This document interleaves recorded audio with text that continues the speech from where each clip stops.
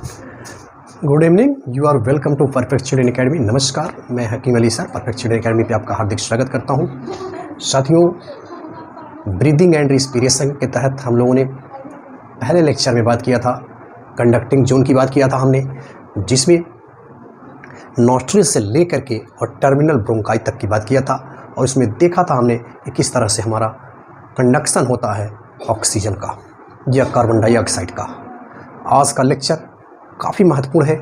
आज के लेक्चर में हम लोग बात करेंगे रिस्पिरेटरी जोन की।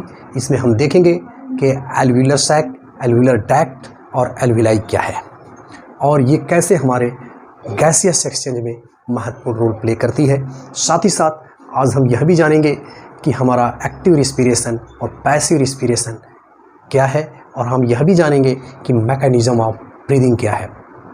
साथ ही साथ हम ये जानेंगे कि किस तरह से हमारी एब्डोमिनल मसल काम करती हैं, intercostal muscle, exterior intercostal muscle, anterior intercostal muscle, और हम बहुत तेज़ी से जब छींकते हैं तो किस तरह से इतना उसका वेग होता है कि अगर उसको रोका जाए तो आंखें भी बाहर निकल सकती हैं। इन सारी चीज़ों के बारे में आज हम लोग बात करेंगे। तो देर न करते हुए आइए हम लोग आगे की तरफ बढ़ते हैं, मैकेनिज़्म ऑफ ब्रीदिंग में चलते हैं, जिसमें हम लोगों ने मैकेनिज़्म ऑफ ब्रीदिंग में सबसे पहला जो पॉइंट देखा था, इसके पहले हमारा क्या था, मैकेनिज़्म ऑफ रिस्पिरेशन में हमारा ब्रीदिंग था। फर्स्ट जो हमारा पार्ट है वो क्या है, ब्रीदिंग का है। और इस ब्रीदिंग में हम देखेंगे कि कौन कौन सी चीज़ें हमारी शामिल होंगी।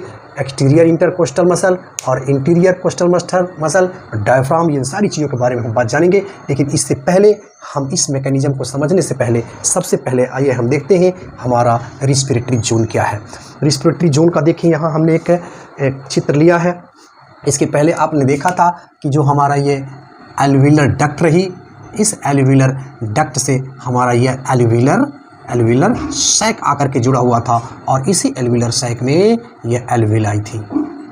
तो ये एल्विलाई की संख्या जहाँ तक अगर देखेंगे तो हमारा एक, यहाँ से आपको अगर एक लंग की हम बात करेंगे तो एक लंग में हमारा 150 मिलियन 150 मिलियन हमारे पाए जाते हैं एल्विलाई, और दोनों लंग में हम देखें तो 300 मिलियन विलाई पाई जाएंगी।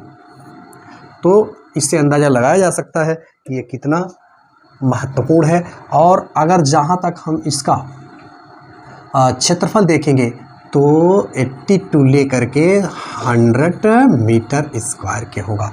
अब आइए थोड़ा सा इसका हम स्ट्रक्चर देख लेते हैं। तो स्ट्रक्चर में देखिए, ये हमारी एल्विलाई है, ठीक है। अब इस एल्विलाई को देखिए, एक एल्विलाई को हमने यहाँ लिया है। अब ये एल्विलाई कैसे बनी है, किन किन चीज़ों से बनी हुई है, आइए इसको देखते हैं। तो देखिए, ये आप याद रखेंगे SSB से, SSB, यानी हम यहाँ देखें कि जो हमारा एल्विलाई है, सबसे पहले हम इसकी बात करते हैं कि ये हमारी एल्विलाई की वाल किस तरह से दिखती है। सबसे पहले हम इसी की बात करते हैं। तो एल्विलाई की वाल को आप देखिए, तो यहाँ पे आप देख रहे हैं कि इस तरह से एल्विलाई की वाल बनी हुई है। कुछ ये ऊंची होती, कुछ थोड़ी बड़ी होती हैं, और कुछ ये छोटी छोटी होती हैं, कुछ बड़ी होती हैं बीच बीच में। तो इस तरह से हम अगर एल्विलाई की वाल ऑफ एल्विलाई देखें, एल्वियोलॉय, वाल ऑफ एल्विलाई की अगर हम बात करें तो हम पाएंगे कि दो चीज़ें इसमें निकल करके आएंगे। एक तो इसमें पोर एक पाई जाएगी, जिससे कैसे होगा, इसके हम पोर ऑफ कोहने के नाम से जानते हैं। कोहने, इसको याद रखिएगा, इसमें पोर पाई जाएंगी। दूसरी बात, जो इसमें जो ये सेल पाई जा रही हैं, आप देखें यहाँ पे, ये स्क्वैमस एपिथेलियल सेल है। ये कौन सी सेल है, squamous epithelial cell. Squamous epithelial cell, ये स्क्वैमस एपिथेलियल सेल होती हैं। अब ये स्क्वैमस जो एपिथेलियल सेल पाई जा रही हैं, इसमें दो तरह की चीज़ें आप देखेंगे। एक हमारा फर्स्ट अगर आप देखें तो इसको हम प्रीडोमिनेंट के नाम से जानेंगे, प्रीडोमिनेंट। और सेकंड में हमारा होगा ये एल्वियुलर, यानी एक तरह से सेप्टल सेल की हम बात करेंगे। Septal cell. अब ये क्या करती हैं, ये जो बड़ी बड़ी चीज़ें आपको दिखाई दे रही हैं, ये लिपिड का स्राव करती हैं और स्पेशली जो है लिसिथिन का स्राव करती हैं, लिसिथिन। और यह लिसिथिन करता क्या है, जो सरफेस टेंशन होता है इसको मिनिमाइज करता है। यानी सरफेस टेंशन का मतलब आप जानते हैं कि ये वाटर है और वाटर के ऊपर जो एयर है, इन दोनों के बीच में टेंशन उत्पन्न होता है, इसको सरफेस टेंशन कहते हैं। तो यह लिसिथिन जो लिसिथिन सीक्रेट करती है, जो इसके सरफेस टेंशन को मिनिमाइज करती है। इस बात को आप याद रखिएगा। तो ये हमारा रहा एल्विलाई की जो दीवारें हैं, ये सिंपल स्क्वैमस एपिथेलियल सेल की बनी होती हैं। इस बात को याद रखिएगा। तो यस बी से हमारा पहला क्या हो गया, simple squamous epithelial cell of alveoli. ये हाईली वेस्कुलर होती हैं, आप जानते हैं। इसके बाद से आगे हम बढ़ते हैं, ये हमारी है सिंपल स्क्वैमस एपिथेलियल सेल के बाद हमारी निकल के आ रही है ये ब्लड जो कैपिलरी है, ये हमारी क्या है, ब्लड कैपिलरी। तो ब्लड कैपिलरी में जो है आप देखिए, ब्लड कैपिलरी में क्या हो रहा है, इसमें ब्लड का फ्लो हो रहा है। अब यहाँ से इसकी जो दीवार होती है वह इंडो एपिथेलियल होती है, यानी इंडो एपिथेलियल। और ये भी जो है स्क्वैमस होती है, स्क्वैमस एपिथेलियल। इसमें भी स्क्वैमस एपिथेलियल पाई जाती है। और बीच में आप देखेंगे ये जो दीवार है यह बेसमेंट होती है, बेसमेंट। तो इस तरह से हम क्या देख रहे हैं कि हमारे ऑक्सीजन को जो पार करना है, ये जब इसके अंदर ऑक्सीजन आएगी तो ये ऑक्सीजन, इस ऑक्सीजन को 3 लेयर क्रॉस करनी है। यानी हमारी 3SSB हम देख रहे हैं कि ये 3 लेयर हैं और 3 लेयर को क्रॉस करके जो ऑक्सीजन रूपी जो आग है उसको क्रॉस करना है इन 3 लेयरों से। इसीलिए है SSB के जवान बैठे हुए हैं, यानी इसे चेक करते हैं। कहने का मतलब यह है कि स्क्वैमस एपिथेलियल सेल ऑफ जो है एल्विलाई होंगी, स्क्वैमस एपिथेलियल सेल ऑफ जो है ब्लड कैपिलरी होंगी और बीच में बेसमेंट मेम्ब्रेन होगा। ये 3 मेम्ब्रेन को क्रॉस करके हमारी ऑक्सीजन यहाँ से ब्लड में प्रवेश होगी और साथ ही साथ ये O2 जैसे प्रवेश होगी, ये कार्बन डाइऑक्साइड भी जो है यहाँ से इस एल्विलाई के अंदर हमारी प्रवेश कर जाएगी। तो ये बात याद रखिएगा। अब हम लोग थोड़ी सी बातें जो है आगे कर लेते हैं। तो ये तो रहा हमारा एल्विलर सैक की कहानी और एल्विलाई की कहानी। अब हम लोग आगे की तरफ बढ़ेंगे, देखेंगे कि ये जो चीज़ें हैं इसमें गैसों का आदान प्रदान किन चीज़ों पर निर्भर करता है। तो इसमें आप देखेंगे ये 3 चीज़ें ऐसी हैं जिसे हम थिकनेस की बात करेंगे, थिकनेस, और दूसरा जो है पार्शियल प्रेशर की बात करेंगे, partial pressure of the gas. And तीसरी जो हमारी बात आएगी सॉल्युबिलिटी ऑफ गैस। तो ये 3 चीज़ें काफ़ी महत्वपूर्ण हैं। अब ये देखिए, ये जो ट्रांसपोर्ट होगा, एक्सचेंज होगा, ये प्रोपोर्शनल आपको बताता चलूँ, यानी डिफ्यूज़न ऑफ गैसेस ये क्या होगी, proportional to partial pressure and solubility of gases. ये बात याद रखिएगा, इसके प्रोपोर्शनल होगा। और यही diffusion of gas inversely proportional to thickness के होगा, इस बात को याद रखिएगा। तो ये तो हमारी बात रही एल्विलर सैक के और एल्विलर डक्ट और एल्विलाई की कहानी। अब हम लोग आगे की तरफ बढ़ते हैं कि हमारा जो लंग है वो कैसे, कहाँ पर स्थित है। देखिए, लंग की बात जब हम करते हैं तो सपोज कर लीजिए कि हमारा ये, हम एंटीरियर की बात हम करें, एंटीरियर की बात करेंगे, पोस्टीरियर की बात करेंगे, एंटीरियर का मतलब है ऊपर की ओर। जैसे हमारा यह सिर है, यहाँ पे एंटीना लगा होता है, जिससे आप याद रिलेट कर लीजिएगा। यह हमारा हुआ एंटीरियर और नीचे हमारा हुआ पोस्टीरियर। तो एंटीरियर में क्या होगा, एंटीरियर में हमारे जो लंग है उस एंटीरियर में जब आप जाओगे ऊपर की ओर तो नेक होती है, हमारी गर्दन होती है।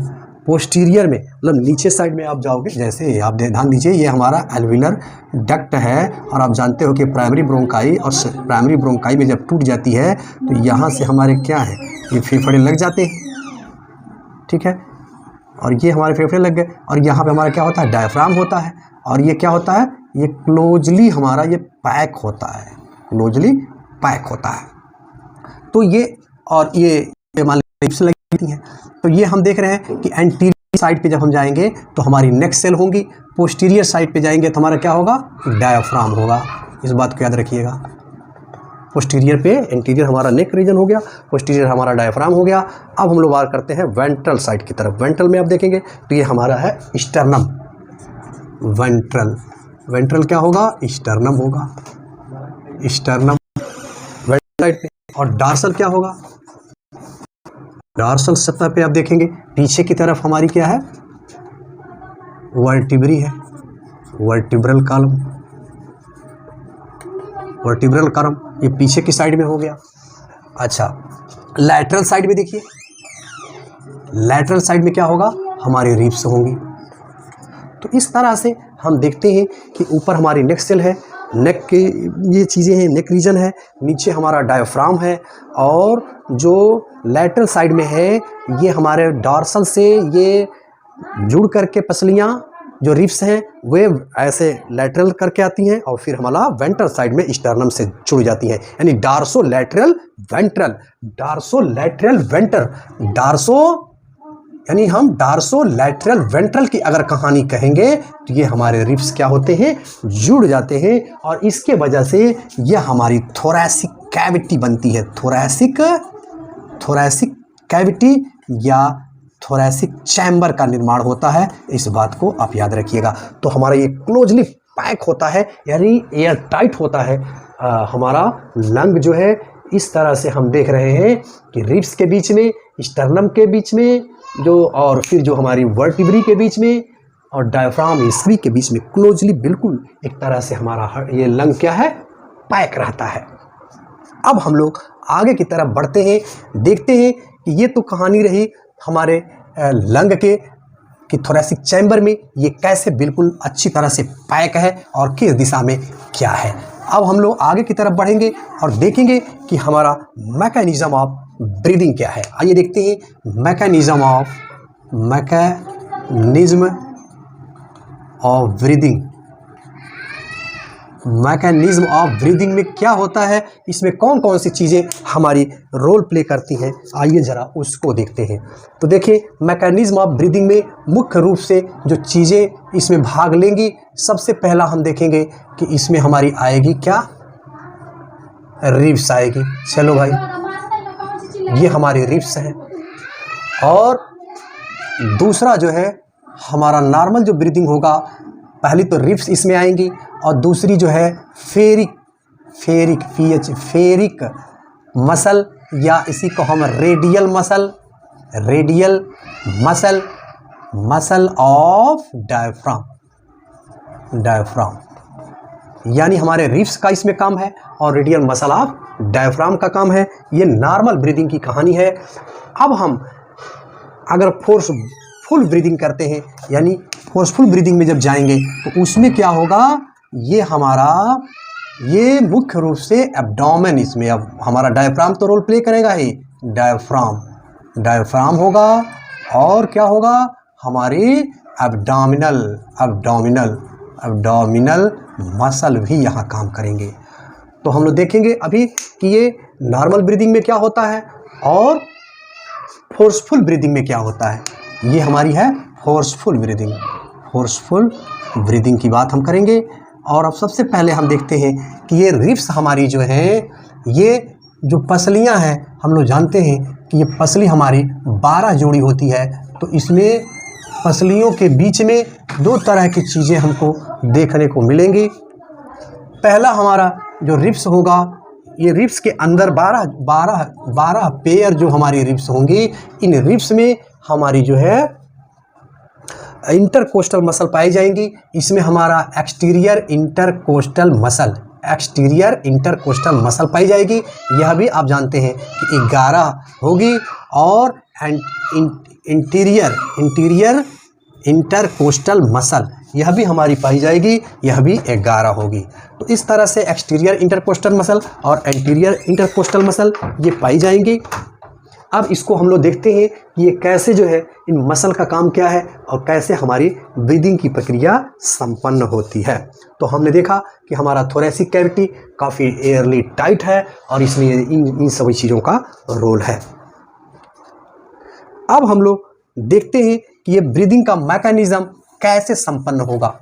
तो देखिए, हम फिजिक्स के रूल की तरफ थोड़ा सा चलते हैं और देखते हैं कि क्या होता है।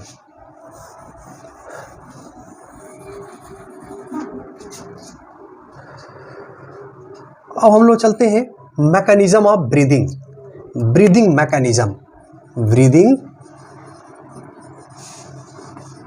मैकेनिज्म, श्वसन की प्रक्रिया। तो श्वसन में क्या होगा, इस ब्रीदिंग मैकेनिज्म में क्या होगा भाई, दो प्रक्रियाएं इसके अंदर शामिल होंगी। एक इंस्पिरेशन की बात होगी,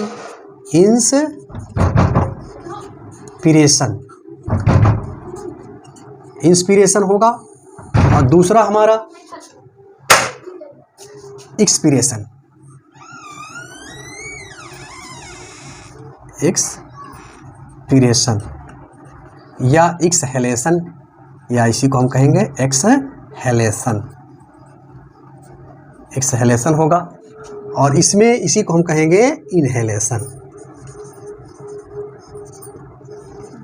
अब हम लोग देखते हैं कि ये एक्सहेलेशन और इनहेलेशन कैसे होगा और इसमें कौन कौन सी चीज़ें पार्टिसिपेट करेंगे।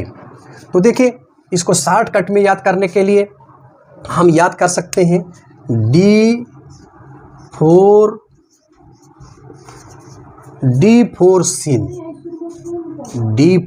सिन, ये हमारी होगी इंस्पिरेशन के लिए।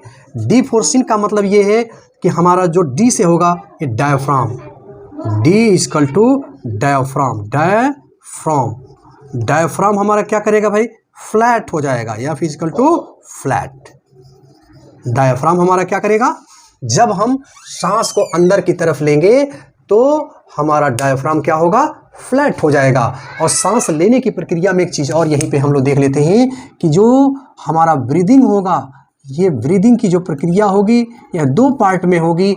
एक हमारी होगी इंस्पिरेशन और दूसरा होगा एक्सप्रेशन, यानी एक्सपीरेशन, यानी ये इनहेलेशन और एक्सपीरेशन या इनहेलेशन की बात होगी। इसमें जो है 2 सेकंड का समय लगता है और इसमें जो है 3 सेकंड का समय लगता है। इस बात को आप ध्यान में रखिएगा।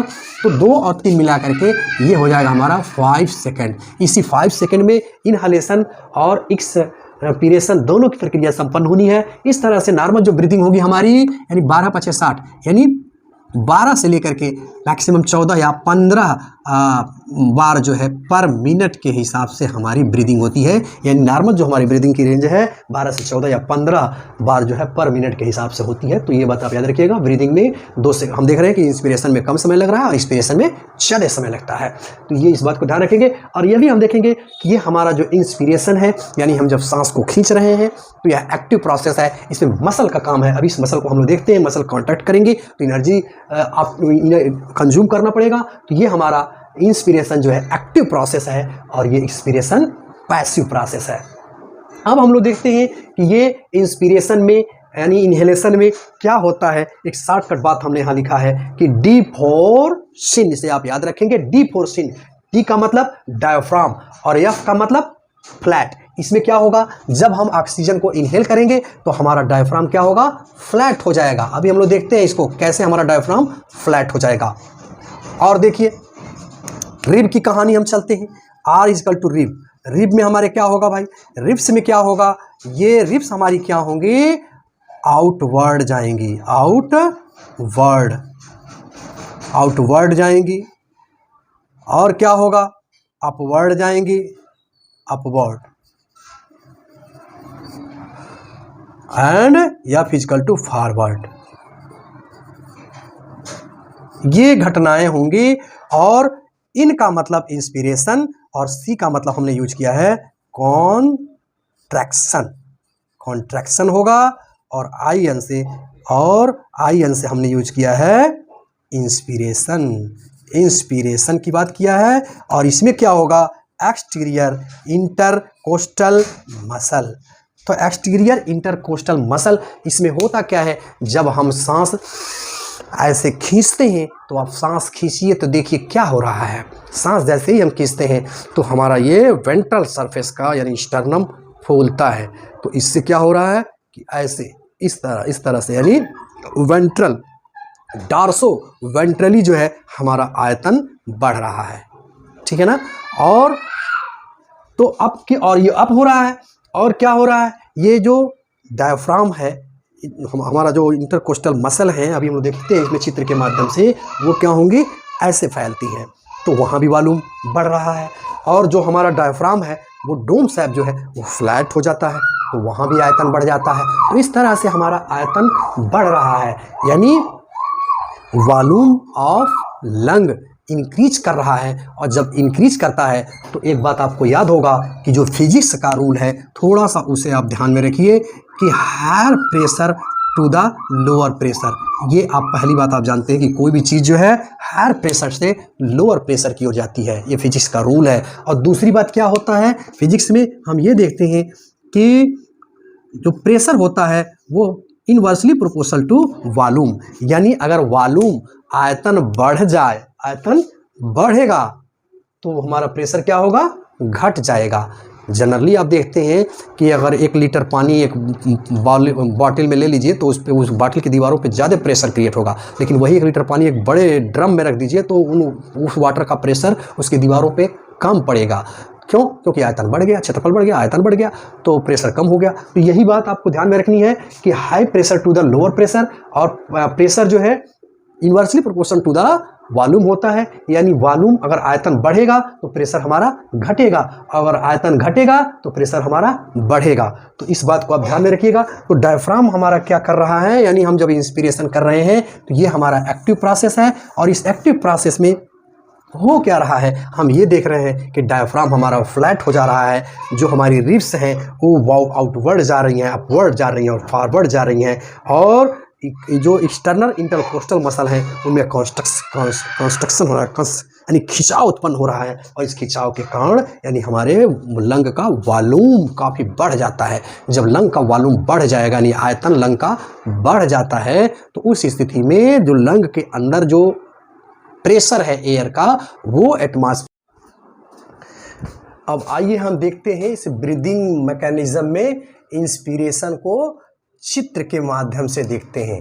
अभी हम लोगों ने देखा क्या, D4 सीन की बात हमने किया, D4 शॉर्टकट में याद करने के लिए D4 सीन की बात किया हमने, यानी डायफ्राम हमारा क्या हुआ, इंस्पिरेशन में फ्लैट हो गया।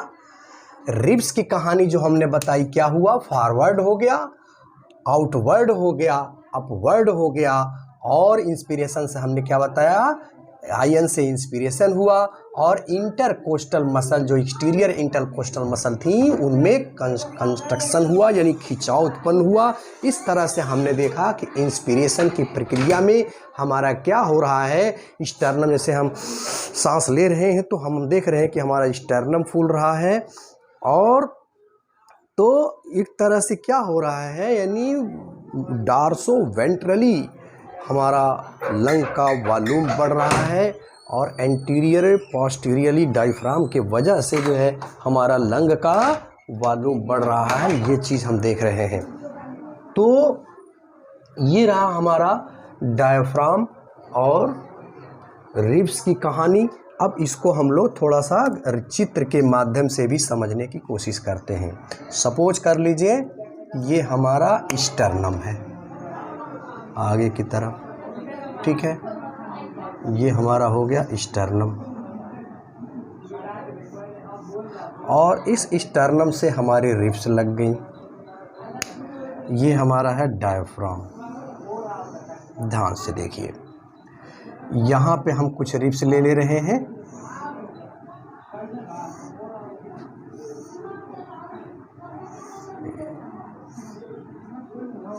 अब देखिए होगा क्या, ये हमारी है रिब्स,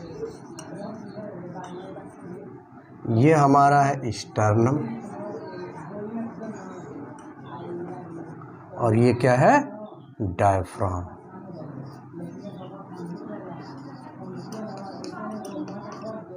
अब देखिए होगा क्या, ये हमारा सपोज कर लीजिए कि ये नॉर्मल पोजीशन है, ये क्या है, नॉर्मल पोजीशन है। अब होगा क्या, नॉर्मल, इस नॉर्मल पोजीशन में जब हम इंस्पायर करते हैं, सांस को अंदर की तरफ लेते हैं, तो अभी हमने देखा कि दो प्रक्रियाएं, दो चीज़ें इसमें महत्वपूर्ण रोल प्ले कर रही हैं। एक डायफ्राम की हमारी रेडियल मसल या फेरिक मसल की बात कर रही है, और दूसरा जो हमारा स्टर्नम है, स्टर्नम तो ये तो अपना रिब को जोड़ ही है, इस रिब के अंदर पाई जाने वाली जो एक्सटर्नल, ये external intercostal muscle, external intercostal muscle, ये दो चीज़ें महत्वपूर्ण रूप से अपना रोल प्ले कर रही हैं। इसमें होगा क्या, जब ये डायफ्राम हमारा नीचे की तरफ, जैसे देखिएगा ये, जब ये डायफ्राम की ये जो रेडियल मसल हैं, जब ये खींचती हैं, इस पे प्रेशर क्रिएट करती हैं, तो क्या होगा, डायफ्राम हमारा नीचे आता है, तो ये क्या होगा, अब इसका शेप ऐसे हो जाएगा, जो डोम शेप था अब क्या हो जाएगा, वो फ्लैट हो गया। तो देखिए हुआ क्या, ये घटना, पहली घटना हमारी क्या हुई, पहली घटना हम ये देख रहे हैं कि डायफ्राम डोम शेप से कन्वर्ट क्या हो रहा है, फ्लैट हो जा रहा है। तो यहाँ इधर से आयतन बढ़ा, ठीक, तो क्या हुआ, यानी ऊपर वाला एंटीरियर है और नीचे वाला पोस्टीरियर है, तो ऊपर और नीचे मिला करके एंटीरियो पोस्टीरियर, यानी क्या हो गया, एंटीरियो पोस्टीरियर वॉल्यूम क्या हुआ, इंक्रीज कर गया। ठीक है, ये पहली घटना हुई।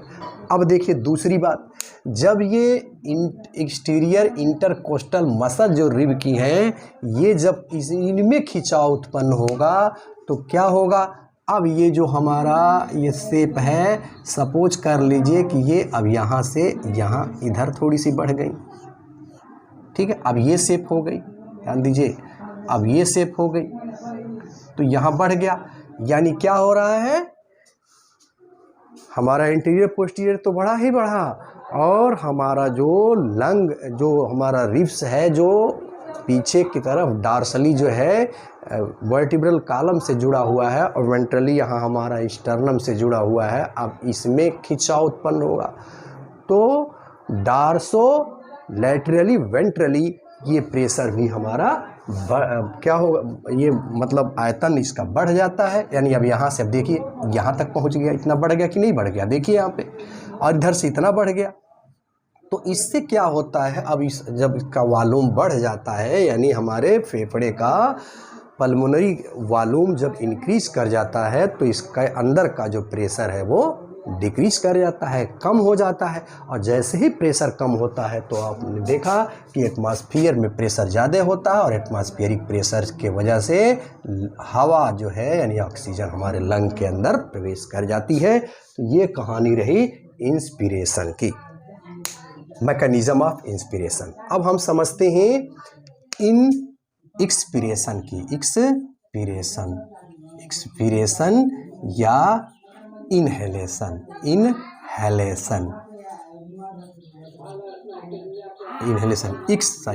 एक्सपीरेशन या एक्सहेलेशन को देख लेते हैं।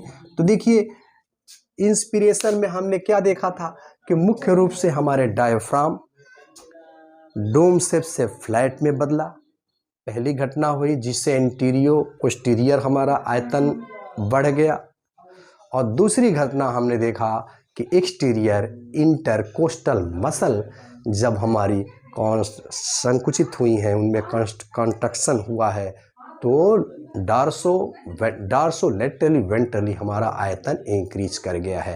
तो यानी दोनों का क्या हुआ, इसमें कॉन्ट्रैक्शन मतलब खिंचाव उत्पन्न हुआ है, इसीलिए हमारा इंस्पिरेशन जो है एक्टिव प्रोसेस है। इसमें अब कुछ नहीं करना है, इसमें करना ये है कि अब ये दोनों मसल हमारी क्या हो जाएंगी, रिलैक्स हो जाएंगी, यानी एक्सटीरियर इंटरकोस्टल मसल ये भी रिलैक्स हो जाएगी, ठीक। और क्या होगा, जो डायफ्राम की फेरिक मसल है, डायफ्राम की जो रेडियल मसल या फेरिक मसल है, वो भी रिलैक्स कर जाएंगी।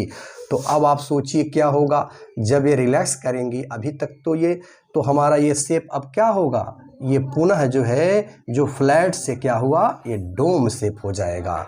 और इधर क्या होगा, जो उधर खींच के गया था अब ये पुनः अंदर की ओर चला जाएगा। और इसको शॉर्टकट में याद करने के लिए हमने बनाया था डी, बताया था आपको कि डी वीर इन डी। आइए देखते हैं, यहाँ बताया था शॉर्ट में डी वीर, डी फोर सीन की बात किया था। और शॉर्टकट में याद करने के लिए हमने बताया था कि D Veer, D word in, बस ये चीज बताया था। डी वर्ड का मतलब हमारा डायफ्राम अब क्या हो जाएगा, डोम शेप हो जाएगा ये, ठीक। डी से ये डोम शेप हो जाएगा। और हमारी रिब क्या हो जाएंगी, जो वहाँ जैसे हमने D4 सिन की बात किया था, D4 सिन की बात किया था, ठीक है। तो हमने क्या देखा था कि डायफ्राम हमारा यहाँ फ्लैट हुआ था। अब इसी का उल्टा होना है, यहाँ हमारा डायफ्राम क्या हो गया, डोम शेप हो गया। अच्छा, फॉरवर्ड हमने बताया था, तो फॉरवर्ड का अब यहाँ क्या हो जाएगा, बैकवर्ड हो जाएगा। आउटवर्ड बताया था कि बाहर की ओर निकलता है, तो ये हमारा आउटवर्ड का अब यहाँ क्या हो जाएगा, रिब जो होंगी वो अंदर की तरफ आएंगी, अब इनवर्ड हो जाएंगी। और क्या होगा, अपवर्ड जो ऊपर उठी थी अब ये क्या हो जाएंगी, नीचे की तरफ, नीचे की तरफ हमारी रिब इधर आएंगी, तो डाउनवर्ड हो जाएगा, ठीक है। और ये क्या होगा, इसमें एक्सटीरियर इंटरकोस्टल मसल जो है अब अंदर की तरफ आएंगी। इस तरह से इसका आयतन जो है काफ़ी कम हो जाएगा। और जब अंदर का पल्मोनरी वॉल्यूम जब हमारा कम हो जाएगा, मतलब जितना ही इसका आयतन कम होगा, तो अभी आपने देखा था कि pressure is proportional, inversely proportional to the volume, यानी जैसे इसका वॉल्यूम कम होगा, अब क्या होगा, इसका आयतन जैसे ही कम होगा तो प्रेशर क्या होगा, बढ़ जाएगा। और इस बढ़े हुए प्रेशर के कारण हवा अब क्या होगी, बाहर निकल जाएगी। तो ये नॉर्मल ब्रीदिंग की कहानी है। अब हम लोग चलते हैं फोर्सफुल ब्रीदिंग में।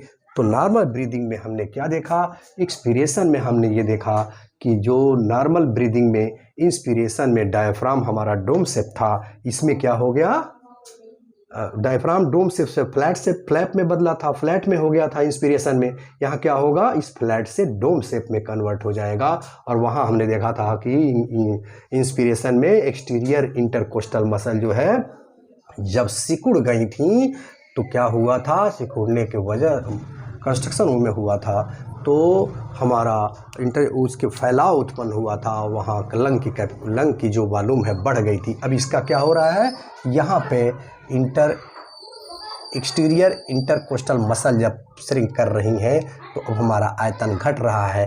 यानी वहाँ जैसे डाउनवर्ड हुआ था रिब्स का, फॉरवर्ड हुआ था, यहाँ बैकवर्ड हो गया, वहाँ अपवर्ड हुआ था, इनवर्ड हो गया।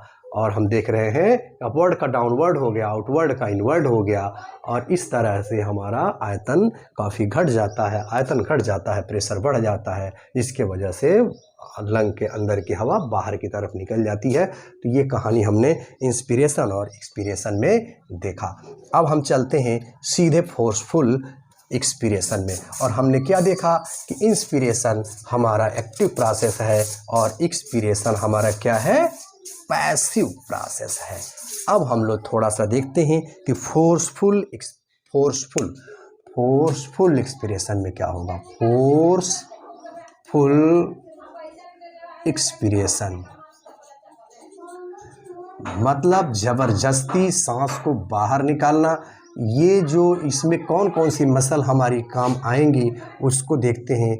अभी तक हम लोगों ने देखा था कि हमारी जो कोस्टल मसल थी उसमें एक्सटीरियर इंटरकोस्टल मसल का काम था। यहाँ पे ध्यान आपको दे रहा है एक्सटीरियर के इंटीरियर यानी एक्सटीरियर, इंटीरियर यानी इंटरनल कोस्टल मसल। वहाँ पे हमने देखा क्या, एक्सटर्नल इंटरकोस्टल मसल का काम था। यहाँ पे क्या होगा, इंटरनल इंटरकोस्टल मसल आएगी। पहली बात ये ध्यान रखिएगा।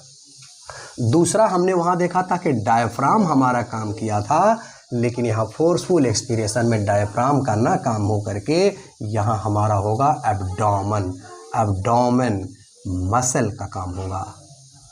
तो ये आप देखेंगे जैसे हम छींकते हैं तो छींक का वेग आप जानते हो कि कितना तीव्र होता है, इसीलिए छींक को रोकना, उस वेग को रोकना नहीं चाहिए। प्रकृति हमारे अंदर जो लंग में अभी भी कुछ चीज़ें फंस गई हैं उसको निकालने की व्यवस्था भी बनाती है, तो जिसके वजह से आप देखते हैं छींकने पे तमाम चीज़ें बाहर निकल करके आती हैं। तो स्नीजिंग या कफिंग के दौरान ये होता है और आप देखते हैं कि बहुत ज़्यादा आदमी खांसता है, कफ निकालता है तो ये पेट में दर्द हो जाता है। तो यही एब्डोमिनल की जो मसल है ये यहाँ आप काम करेंगी और इंटरनल इंटरकोस्टल मसल यहाँ पे काम करेगी। और यहाँ आप देख रहे हैं कि ये दोनों एक्टिव है, इसलिए फोर्सफुल एक्सप्रेशन, फोर्सफुल जो एक्सपीरिएशन है ये हमारा क्या हो रहा है, एक्टिव प्रोसेस हो जा रहा है। पुनः ध्यान दीजिएगा, नॉर्मल एक्सपीरिएशन में आपने क्या देखा कि वो पैसिव प्रोसेस था, लेकिन यहाँ एक्सपीरिएशन हो रहा है लेकिन ये फोर्सफुल हो रहा है, तो ये क्या हमारा हो जाएगा, एक्टिव प्रोसेस हो जाएगा। अब इसको देखते हैं कैसे होगा। जैसे अभी हम लोगों ने क्या देखा, नॉर्मल ब्रीदिंग में एक्सपीरिएशन, और हमने देखा कि ये हमारा स्टर्नम रहा, ठीक, और इस स्टर्नम से लगी हुई हमारी ये रिब्स रहीं। अभी हम लोगों ने देखा, ये सपोज कर लीजिए हमारी रिब्स हैं, और ये रिब्स से इसके बाद से हम लोगों ने देखा कि हमारा डायफ्राम लगा हुआ है, और ये क्या है, ये क्लोजली पैक है। ये नॉर्मल ब्रीदिंग की बात हम लोगों ने देखा कि किस तरह से हमारा ये एक्सपीरिएशन और इंस्पिरेशन हुआ था। अब क्या होगा, ये जब हम ये फोर्सफुल ब्रीदिंग करेंगे तो हमारी एब्डोमेन की मसल जो है, ये एब्डोमेन की मसल इसको और यहाँ ऊपर आती हैं और इसको पुश करके इसको डोम शेप बना देती हैं। यानी पहला घटना क्या होता है, हमारा डायफ्राम क्या हो जाएगा, फर्दर डोम शेप हो जाएगा, ये ज़्यादा से ज़्यादा डोम शेप हो जाएगा। तो अब बताओ इसका आयतन जो है और घट गया, ये घटना होगी। और दूसरा जो है हमारा एक्सटर्नल इंटरकोस्टल मसल काम न कर करके अब यहाँ पे होगा इंटरनल इंटरकोस्टल मसल यहाँ पे काम करेंगी, और ये जब काम करेंगे इनमें जब खिंचाव उत्पन्न होगा तो क्या होगा, अब इसका आयतन और जो है, और इसका वॉल्यूम जो है और डिक्रीज कर जाएगा। वॉल्यूम इनकी वजह से क्या हो जाएगा, और डिक्रीज कर जाएगा। और जैसे ही वॉल्यूम और डिक्रीज कर जाएगा तो आप देख रहे हैं डोम से होने के कारण भी वॉल्यूम डिक्रीज हुआ, और हमारा जो है इंटरनल, ये एक्सटर्नल थी तो उसमें काम किया था, ये ध्यान रखिएगा। और ये इंटरनल की बात मैं कर रहा हूँ, तो यानी डोम से एब्डोमेन मसल के वजह से जो है ये हमारा डायफ्राम और डोम से बन गया, और हमारा इसका आयतन कम हो गया, और इंटरनल इंटरकोस्टल मसल के कारण इनमें खिंचाव उत्पन्न होने के कारण हमारे एब्डोमेन, ये जो लंग के जो वॉल्यूम है ये और घट गया। तो जब ये काफ़ी घट जाता है, इतना रिड्यूस हो जाता है कि ये अंदर का जब वॉल्यूम कम होगा तो प्रेशर बहुत हाई हो जाता है और ये हवा तेज़ी के साथ बाहर की तरफ निकल जाती है। तो ये रहा हमारा फोर्सफुल ब्रीदिंग में। और इसको आप देखते हैं कि जैसे एक्सरसाइज वगैरह में से कपालभाति किया जाता है तो पेट की नसों को ज़बरदस्ती इनहेल या सांस को बाहर निकाला जाता है, तो उस स्थिति में ये सारी प्रक्रियाएं हमको देखने को मिलती हैं। तो ये रहा हमारा brief description about breathing mechanism of human respiratory system, यानी मनुष्य के रिस्पिरेटरी सिस्टम का ब्रीदिंग मैकेनिज्म क्या है, किस तरह से इनहेलेशन एक्सहेलेशन होता है, फोर्सफुल एक्सहेलेशन क्या होता है, उसमें कौन सी मसल भाग लेती हैं, इसको हमने डील करने की कोशिश की। मुझे उम्मीद है कि यह लेक्चर आपको काफ़ी पसंद आया होगा। अगर इस चैनल पे आप नए हैं तो इस चैनल को सब्सक्राइब करें, लाइक करें और कमेंट करना बिल्कुल न भूलें। थैंक्स।